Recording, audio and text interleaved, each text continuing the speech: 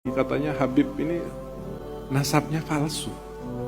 Banyak beberapa para kiai-kiai, khususnya para muhibbin itu bertanya kepada saya, Habib ini kalau bisa disikapi Habib. Habib harus jawab.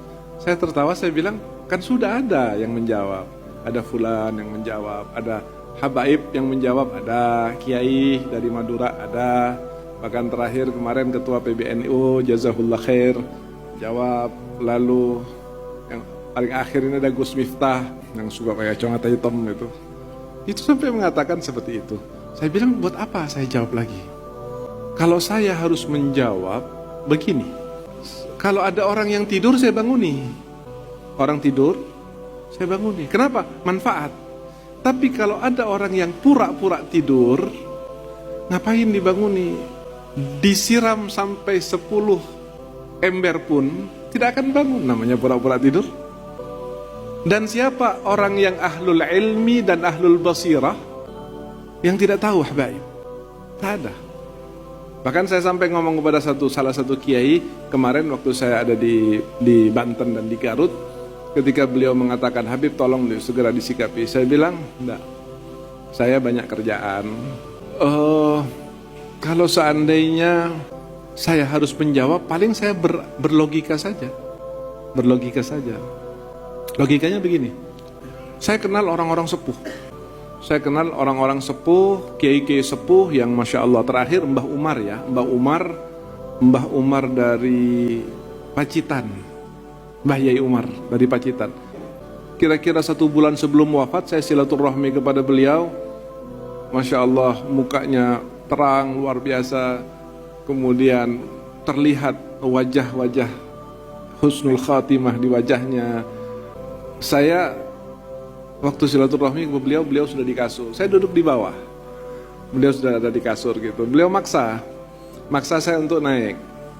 Maksa saya untuk naik, duduk di kursi. Saya bilang, enggak, saya lebih nyaman di sini, Mbah. Biarkan saya duduk di sini. Kata, enggak Habib, enggak. Nah, karena memaksa terus saya jadi enggak enak.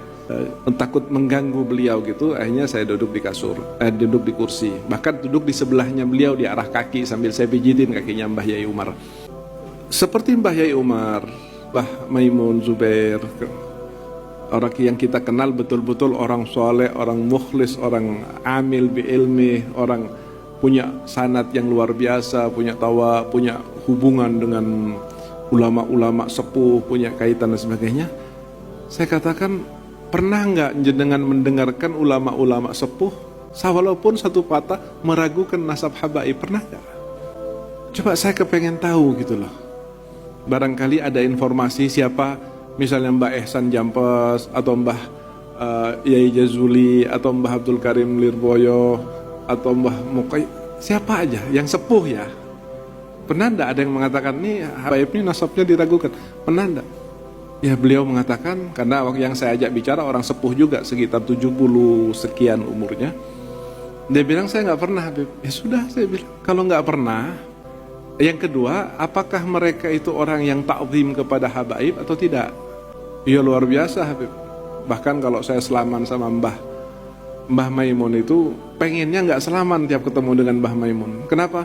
Karena setiap selaman itu selalu maksa untuk mencium tangan. Saya ini siapa? Muda. Dan beliau luar biasa. Saya selaman sama Mbah Yai Umar juga seperti itu. Ditarik tangan saya, dipaksa. Dia bilang, jangan Kiai.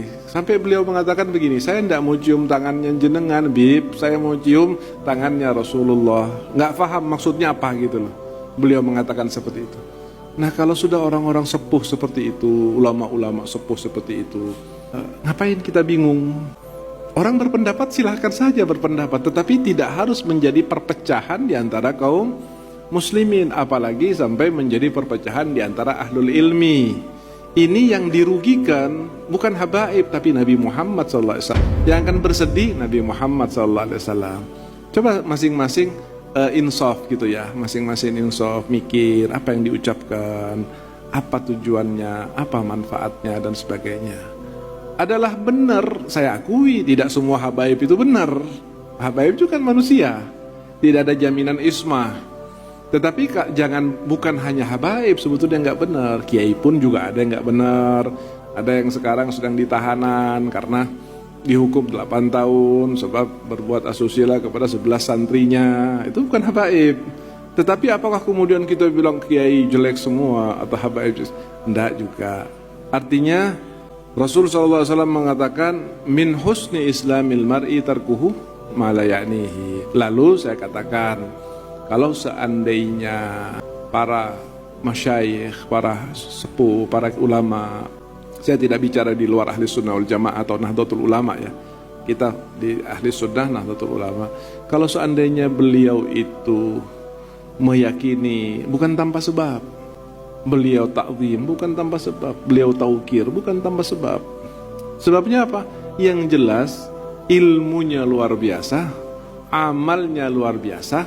Tetapi ada satu hal nih, ada satu hal yang mungkin sekarang ini kita jarang mendapatkan. Mereka adalah ahlul basirah. Mereka memandang sesuatu dengan firasah.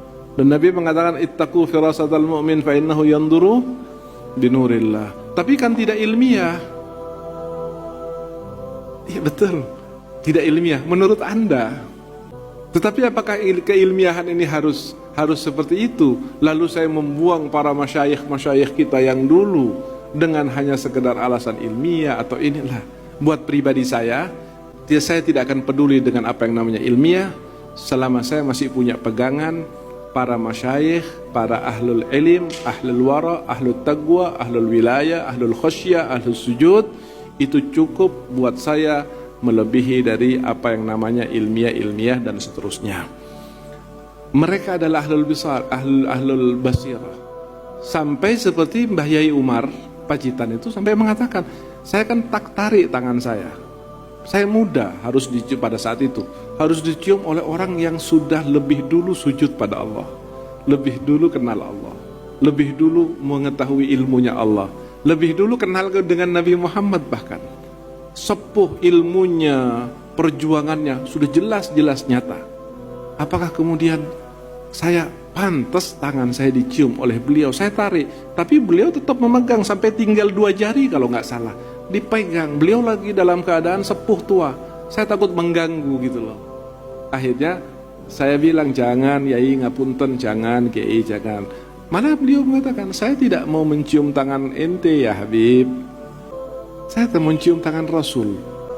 Saya Rasulullah? Bukan. Tapi kenapa kok Mbah Yai Umar mengatakan seperti itu? Saya nggak paham. Tapi yang jelas itu bukan omong kosong yang keluar dari mulutnya, tetapi itu adalah pembicaraan yang dia lihat lewat basirah dan kesucian hatinya. Sebagaimana juga Mbah Yai Maimun Zubair. Pada saat saya silaturahmi, beliau memaksa. Saya sampai tidak enak gitu loh. Hati saya nggak enak, sudah sesepuh itu, sealim itu, sesoleh itu, lah saya siapa? Saya dibanding dengan Mbah Yai Umar, Mbah Maimun, itu mungkin tidak ada secuil ilmu bahkan ibadahnya gitu loh. Tapi mereka mengatakan dengan nada yang sama, saya ingin menggembirakan hati Rasulullah Sallallahu Alaihi Wasallam. Nah, banyak lagi contoh-contoh seperti itu. Artinya kesimpulannya bahwa kenapa ulama-ulama dulu tidak ada yang meragukan, padahal mereka ahli basirah, ilmunya luar biasa, pengetahuan terhadap sejarahnya luar biasa. Kenapa?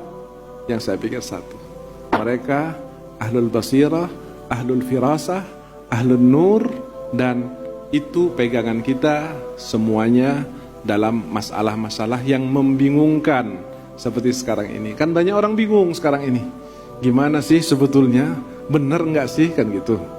Saya pribadi tidak terlalu membingungkan masalah itu ya. Saya berjalan sesuai dengan apa yang menjadi pekerjaan saya, menjadi tugas saya, dan antum juga seperti itu. Kalau antum mau dengarkan arahan dan nasihat, selanjutnya kita pasrahkan kepada Allah Subhanahu wa taala.